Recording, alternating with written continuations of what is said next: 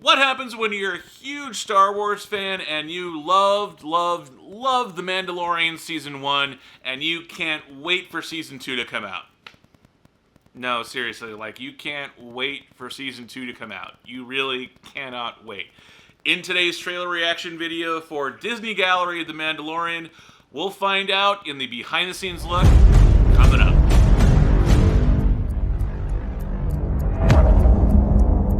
Hey everybody, Dragon Movie Guy here with another trailer reaction video, and the trailer we're watching today is for the Disney Plus original show, Disney Gallery The Mandalorian, starring Gina Carano, Jon Favreau, and Pedro Pascal.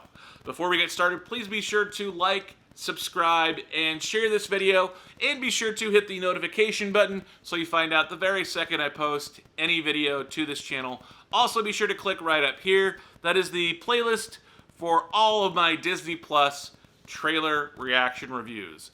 This is a show, Disney Gallery The Mandalorian, that is described as a behind-the-scenes look at the making of the Disney Plus series, The Mandalorian. It is made up of 8 episodes. It came to Disney Plus in early May, and it stars Gina Carano, Jon Favreau, Pedro Pascal, Taika Waititi, and Carl Weathers, all starring as themselves in 8 episodes. Without further ado, let's go ahead and put in my trusty earbuds, 1 and 2, and let us watch the trailer for The Gallery Mandalorian. And click. The enthusiasm is infectious. So much of this process. Love Jon Favreau. Writes Dallas Howard. Everyone is coming with their own Stormtroopers. galaxy that can support it. And then also have a That's group of cool. filmmakers who were not afraid to jump in. This is Disney Gallery. All these years later, there's such energy around new stories in this world. Gina Carano. Volume put me back in a set as if An 8-episode docuseries. The outside is all video walls and the top is video wall. that was for me one of the most rewarding experiences as someone who just loves Star Wars. It was like one of the weirdest and best things that ever happened with Werner. He was acting against the baby, and he started directing the baby directly. I'm trying to direct Werner, who's now directing the puppet. He was telling us we needed to commit to the magic, make them use the puppet.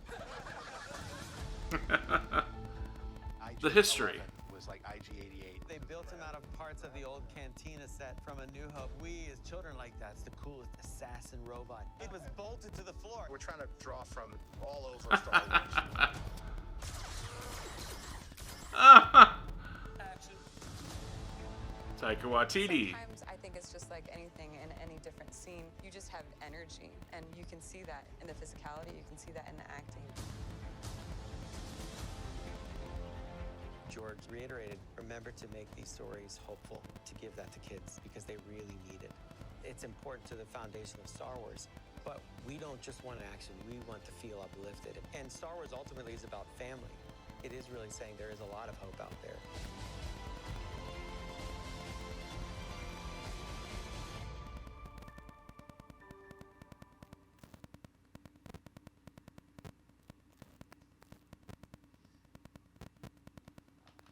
That looks awesome. I am a huge movie nerd. Obviously, I'm doing a movie review channel here on YouTube, but I have been a huge movie fan my entire life, and that includes Star Wars. Obviously, it's a big part of my youth growing up in the 80s and 90s. So I love Jon Favreau, both as an actor and as a director. Obviously, he is the director behind Iron Man. So if you love the MCU, if you love the Avengers, if you love Iron Man, Captain America, all of those movies, he is the director that, along with Robert Downey Jr., helped set the tone and the style for what the MCU could become.